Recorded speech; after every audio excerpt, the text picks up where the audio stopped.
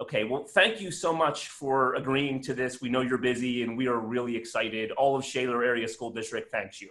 My name is Brian Dormeyer. I'm a 7th grade English teacher and a newspaper club advisor for the Sam Salmon. And I have two wonderful students and writers here today, Christian and Kathryn, and they have some questions to ask you about COVID-19. So I'm going to let them take it from there. And thanks again. My pleasure. Thank you. Hello, my name is Christian Mendoza, and I'm currently in 8th grade of the Shaler Area Middle School. So first question, should students, parents, and teachers be worried about going back to school in the following weeks? You know, Christian, that's a fabulous question. It's on the minds of kids and parents and teachers across the country. And my answer is that I think there is a way to get kids back to school safely in a way that's safe for kids, it's safe for teachers and staff, and it's safe for the whole community. But it won't be easy. And there's a lot of work that needs to be done. We've got to make sure that the level of virus in the community is not very substantial, not very big. And then we got to make sure that the schools are ready. And there's a lot of work that schools need to do to get ready. But I think if your school does that, and I think if your community has the virus under pretty good control, then yeah, I think we can make it relatively safe for kids to get back. And I know that my kids don't always agree with what I'm about to say, but it's really great to have kids back in school. I have 3 kids, so having the same conversation, but I think there is a way to do it, and I hope we're able to get kids back and you guys back to school this fall. Thank you. Masks are required or recommended in many schools. Are there any effective alternatives for those who cannot wear them for long hours? It's a great question, Kathryn. They are recommended for a good reason, which is I think we now have very good evidence, very good scientific evidence that masks really help a lot. Now, obviously, for the very, very young kids, the kids under 4 or 5, it's pretty hard to wear a mask all day, though I think kids over 5, most of them can do it. You know, the question that you're asking, which is a really hard question, is what if you just can't wear one at all? What do you do? And my take is we should try to figure out why you can't wear one. Is it something about the fitting? Is it something that's maybe causing an irritation? And try to solve that problem first.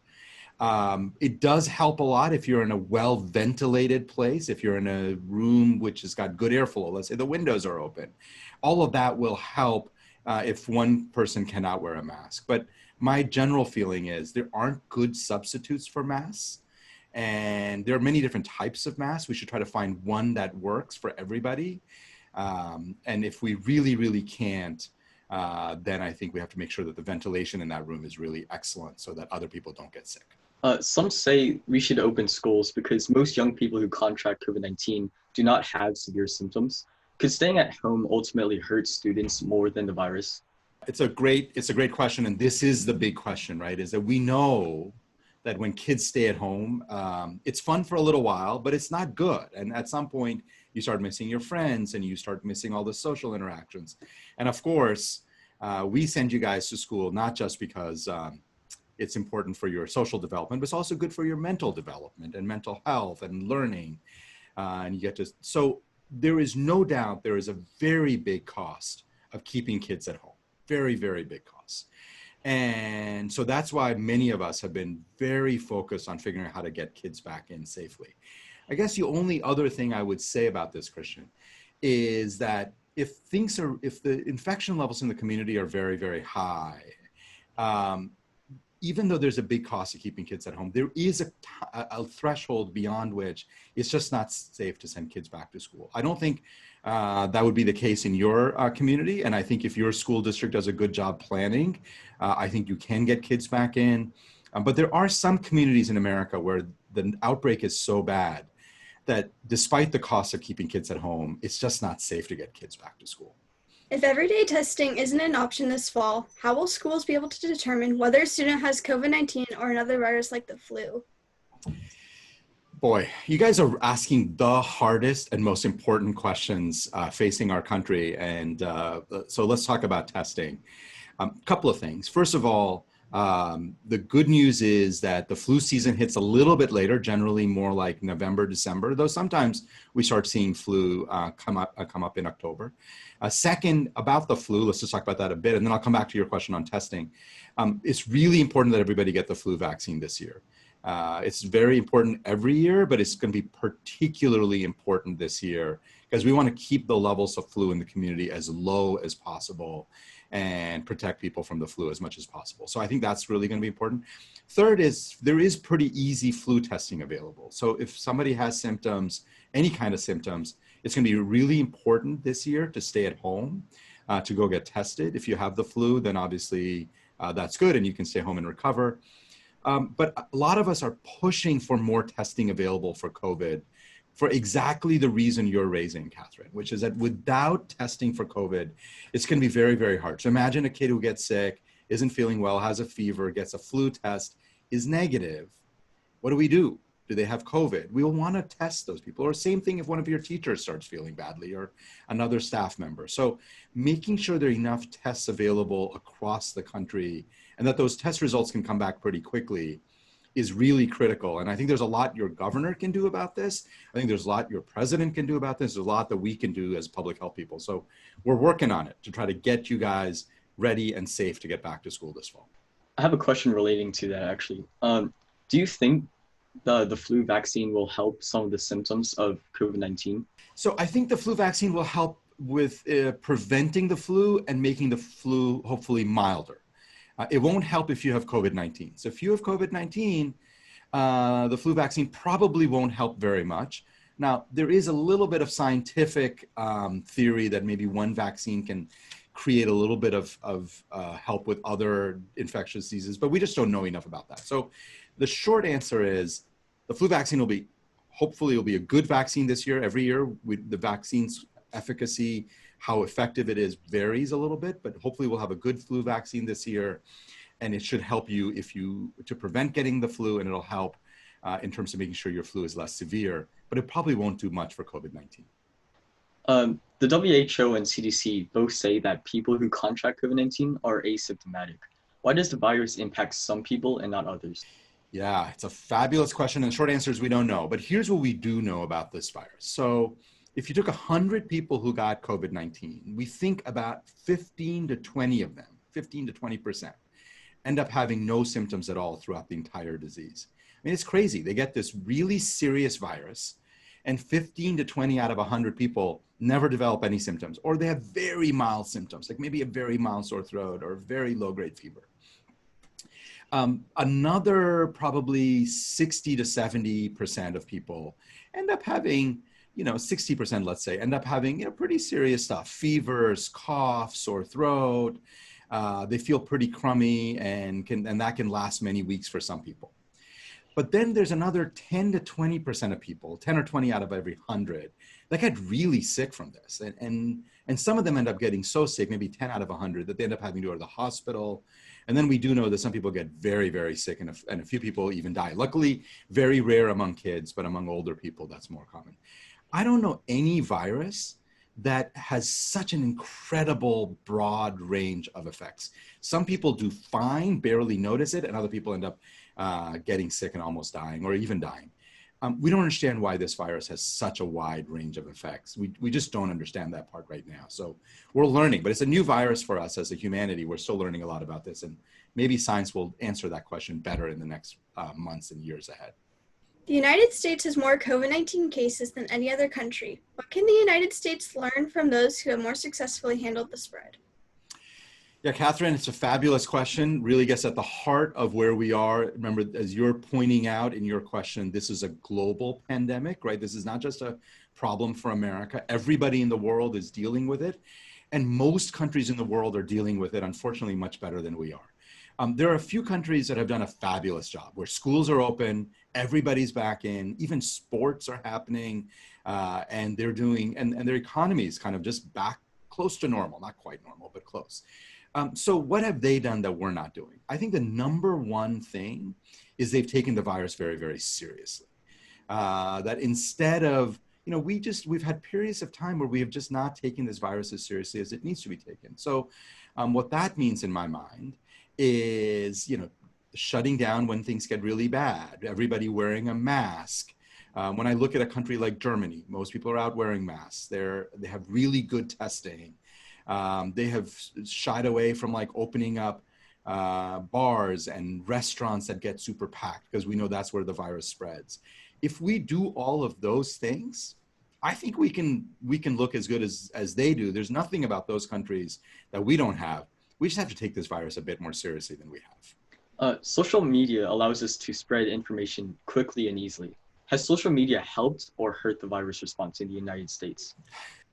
Christian, you guys are not only asking the hardest questions, but the most interesting and insightful questions. I've done a lot of interviews, and this may be the hardest one I've dealt with so far. But good questions, great questions. So let's talk about social media. Social media has been a double-edged sword in this pandemic, as your question sort of implies.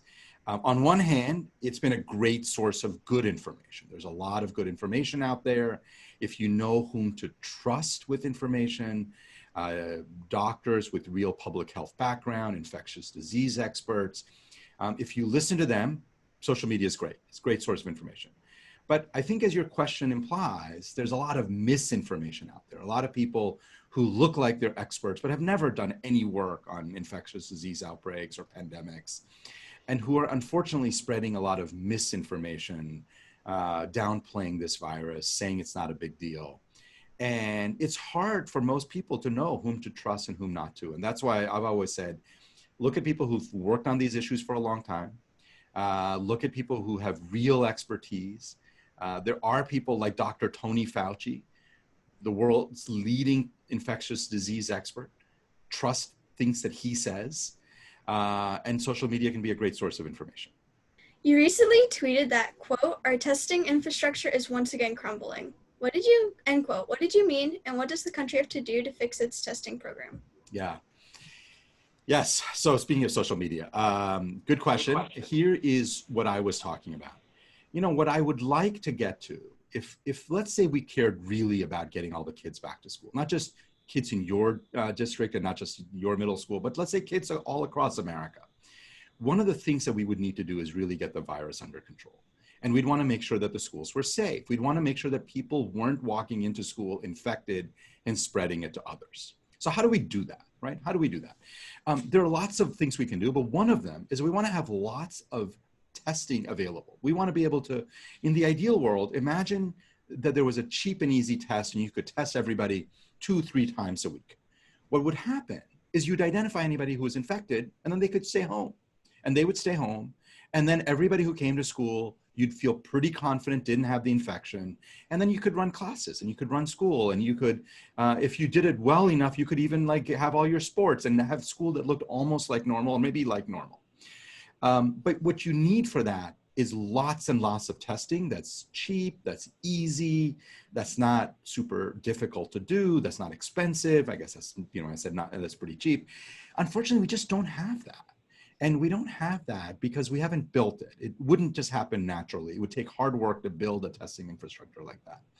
And right now what's happening is in a lot of places, like in Florida or Texas or places that are having big outbreaks, what we're seeing is people are having to wait days to get a test, and then it takes 2 weeks to get the results. And during that time, they don't even know if they have COVID or not. And the point I was trying to make in that, there was a New York Times article that I was referencing, but the point I was making in that social media tweet was that we just haven't built the kind of testing we need to make America safe and open up our economy and get our kids back to school. And it frustrates me because we can. We have lots of great scientists and business people and companies that can do this. We just haven't done it, and that bothers me. You've been optimistic about the coming vaccine, which has accelerated. How will we know if this vaccine will be safe for people to get, and should young people get vaccinated? Yeah, this is the big question everybody has been thinking about. So let me tell you where I think we are with vaccines, and then let me share the question and answer the question about young people. So we are making amazing progress on vaccines. Usually it takes like 3 to 5 years and sometimes 10 years to make a new vaccine. And this virus, we didn't even know about it until about 6 months ago. And we've got a whole lot of different vaccines that we have made and created and are testing in people. And so far the tests are really encouraging. So I am very optimistic that sometime in 2021, there won't just be one vaccine, that there'll be multiple vaccines that'll work in preventing severe infections, and that'll be safe. But your question, Christian, is so how will we know if it's safe?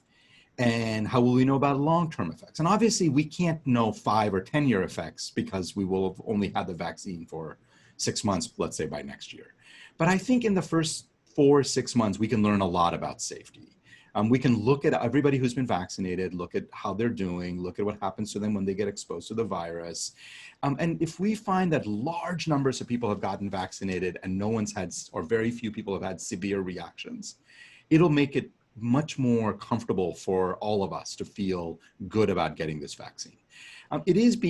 Things are moving very, very quickly, but I think people are being careful. And when I look at how the development is going, I think early 2021, so let's say, I don't know, January, February, March, maybe a little later, we'll have a vaccine that I will feel comfortable taking. I will feel comfortable having my 3 kids. My 3 kids are, I have a kid going into 3rd grade, one going into 8th grade, and one going into 10th grade. I think that we'll early next year have a vaccine that I will feel comfortable all 3 of them getting vaccinated by. So we just got to wait until the data, and once we have the data, I think we'll have it. You know, in terms of young people, I kind of started answering this. I think we'll want to make sure that the studies also include young people. If they only study it in older people, then we won't know if young people are going to benefit in the same way. So it's always harder to do studies on kids. There's some ethical issues that we always worry about.